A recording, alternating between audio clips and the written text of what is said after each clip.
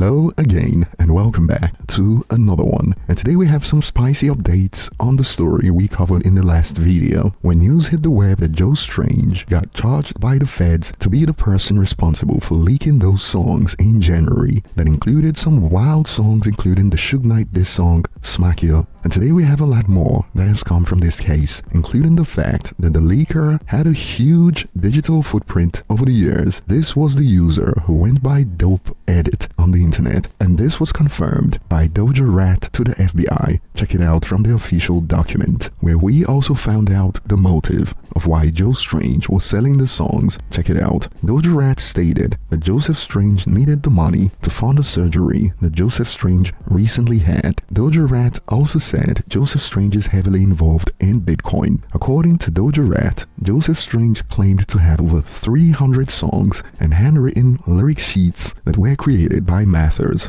According to Doja Rat, Joseph Strange used the screen name Dope Edit when discussing the stolen music on the internet. So now that we've got confirmation that he went by Dope Edit, the digital footprint is quite extensive. And before we get to it, a photo is making the rounds on the web linked to Joe Strange. Check it out. A card M sent to Joe Strange / Dope Edit for his birthday while he was still employed. And as you can see from Eminem, it goes, "Joe, what's a birthday party without a clown? Happy B-Day B. Thanks for all your hard work as always. Anytime you're ready for that dance-off, bring it on, buddy. Signed, Marshall. P.S. Suck it." And this has sparked reactions like, most of M's big leaks originated either from family friends or members of his own team. It is such a shame he can't even rely on those who he trusts the most and considers to be friends. And over on X, some users have also expanded. This is just sad. And some of the users who still aren't aware of what Doja Rat said about Joe Strange needing to pay for surgery have also expanded with takes like, even if he had a gambling debt or drug debt, nothing is an excuse. He could ask for help. I'm mad as F, but that postcard is why I totally love Marshall Mathers. How can you backstab such a guy? And more on this note, I wonder why he did it. I mean, $50,000 doesn't seem worth it.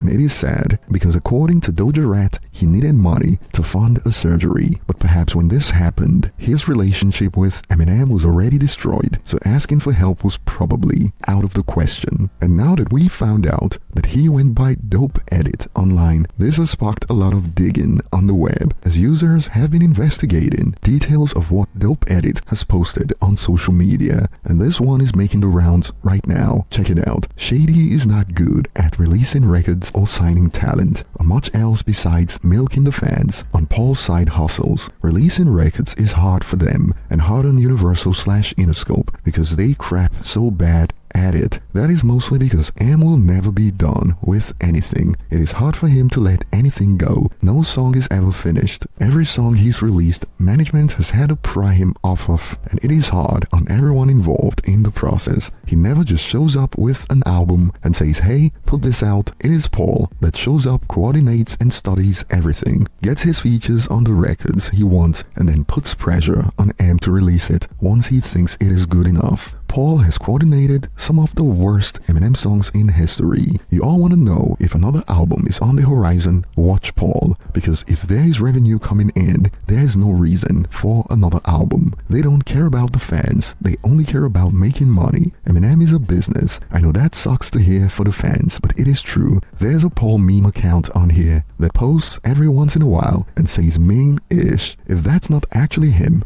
it is someone that knows him really well and models the meme perfectly. Dope Edit is not an Eminem channel. This is a run, and it will end at some point when I move on to other artists. And more from Dope Edit on Eminem releasing songs. He doesn't want to do shows anymore. A new album would mean he's expected to do shows. Resist. He's not good at putting an album together. He never has been. He's an amazing songwriter, but when he runs out of ish to write about, he just regurgitates topics he has already rapped about, or he raps about stuff he watches on TV or his iPad. Fictional stories would have been great, but we are past that now. And this was posted on Reddit with the caption, "I want Eminem to be free," and some believe this explains why he decided to backstab Eminem recently. Check it out. Oh man, I guess this is clear evidence that Joseph started to resent Eminem in the latter years of his career. Not because of who Marshall Mathers was as a person, but because he wasn't happy with how the business was being run. I wouldn't be surprised if this is what pushed him to stealing the songs. And when it comes to Paul, some have expanded. He's got a point on everything he brought up, to be honest. Sucks he leaked all this stuff, but as a diehard, I'm glad I got to hear a bit of what he had in stock. Some of the best Eminem songs have come from leaks, and he's right. There's a lot of unheard jams. Paul is too controlling, but perhaps if it wasn't for Paul, perhaps we'll never get another album again. And another post has been dug up from Dope Edit where he makes this exact point. Check it out. AI has nothing to do with it. All of the activity, like video games, Source, special editions, greatest hits, etc., are not a build-up. It is a way to make money that doesn't involve him making records or touring. They are all external revenue sources.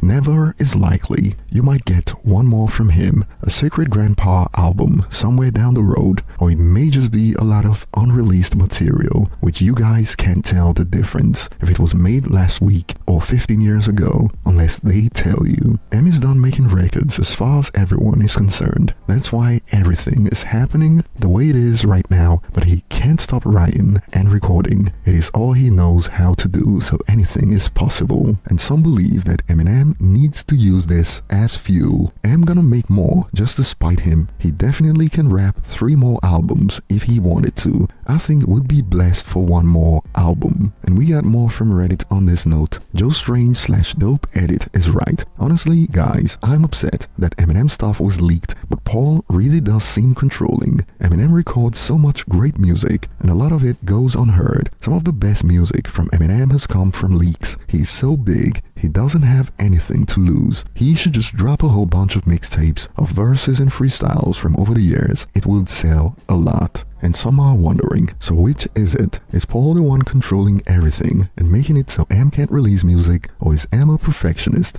who doesn't like releasing music unless he's 110% satisfied with it? Or hear me out, is it that Joe is a mentally disturbed weirdo who's talking out of his bum? Well, we can only speculate at this point. And we got a lot of back and forth about if Paul is responsible following the post from Dope Edit that's been uncovered, like this exchange for instance. That Paul part, I have no comment. It is true though, cause for the old fans, this is not even surprising. His manager controls everything, that it is so unhealthy, to be honest. That's why M is in his bubble sometimes. The rest part, good / bad music, like he can keep that opinion to himself, which got this response. M is in his bubble because he likes to be in a bubble. Paul is the one who drags him out of it, and M goes back in. It is not Paul's fault. And the initial user hit back with, the luckiest person in this story is Paul. He is completely controlling what M should write, do whatever, especially after MMLP2. In my opinion, Paul should be just a manager, but when it comes to art, he has nothing to do there. To which the other user responded, it is because M can't do ish on his own, and he relies on Paul to do it. Even the Rihanna collab was because of Paul. M needs to step away from Paul if he wants something different, but unfortunately, Paul is probably the only guy he trusts. And more details are being uncovered right now, including the fact that the song Take From Me was also one of the songs that Joe Strange worked on. Check this out. Just realize Joe Strange worked on this song, Shake My Head, and it gets worse. That was also one of the last instrumentals he leaked before closing down the Dope Edit YouTube channel, LOL. And under another thread about Dope Edit digital footprint, another user expanded under, Dope Edit was making money selling unreleased material too, but I kind of get the point. I think often about the day M dies,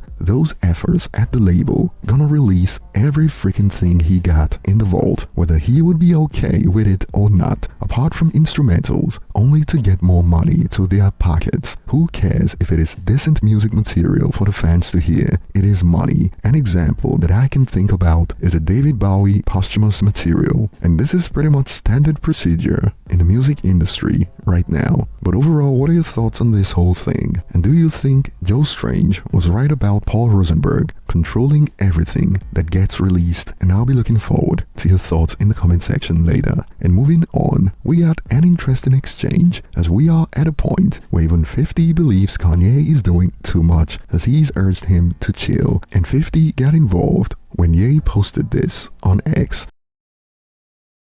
50 Cent is one of my favorite people. He will be one of the people who brings back black economic independence. And 50 saw this and responded on IG. Damn it, Ye, you are dangerous right now. What you say about the kids, man? And before we get on with the exchanges between both rappers, you might be wondering, what did he say about the kids? And boy, you are gonna have to brace yourselves for this one, as he posted this on X. Wait, has anyone ever seen Jay-Z and Beyonce's younger kids? They are cognitively challenged. No, like literally, and this is why artificial insemination is such a blessing. Having cognitively challenged children is a choice, and this was quickly deleted from X, although he expanded on why he took it down. I need everyone to know that I took the post about Jay-Z and Beyonce's family down and Jerry Lorenzo's family down because there was a possibility of my Twitter being cancelled, not because I'm a good person. I took it down like Down syndrome. Get it? Am I right? Am I right?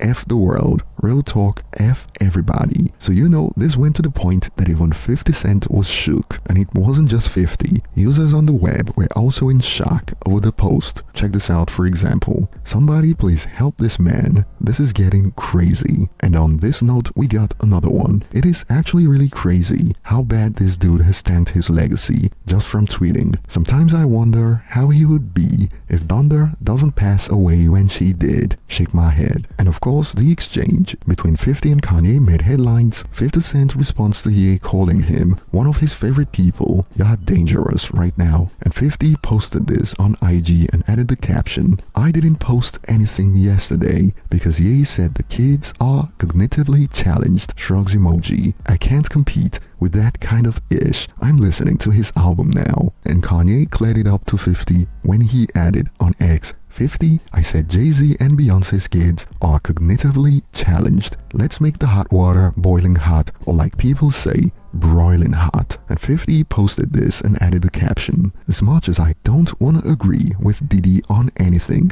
just smile, yay, and F him all, man, F him. Bully out now. I like Spanish song. And some have expanded in response to Kanye's post. This is disturbing and beyond disrespectful on so many levels. The fact that anyone thinks it is okay to make these type of comments about children is insane. I'm all for a good laugh, but never at children's expense. I'm sure Kanye spent much time around Bey and Jay, and so he may know some of their dirt. Let your issue be with them, not innocent children. Do better. And we got more from him on X. There are 12 rap kings. Wayne, me, Jay, Drake, Biggie, Pac, 50, M, LL, Run DMC, Nas, Rakim. Am I missing any? And some have expanded in response to this list. Fine, yay. You occasionally have reasonable takes if only he still took his meds. Edit. Except Drake. And some have expanded. I feel like he lost all authority on that matter, given his other opinions. And some have expanded. I've gotta know why Kanye has so much respect for M. He's so quick to turn on all of his friends. With Eminem's recent political stunt, I would have thought Kanye would say something. And to this a user expanded with, I was under the impression they've known/respected each other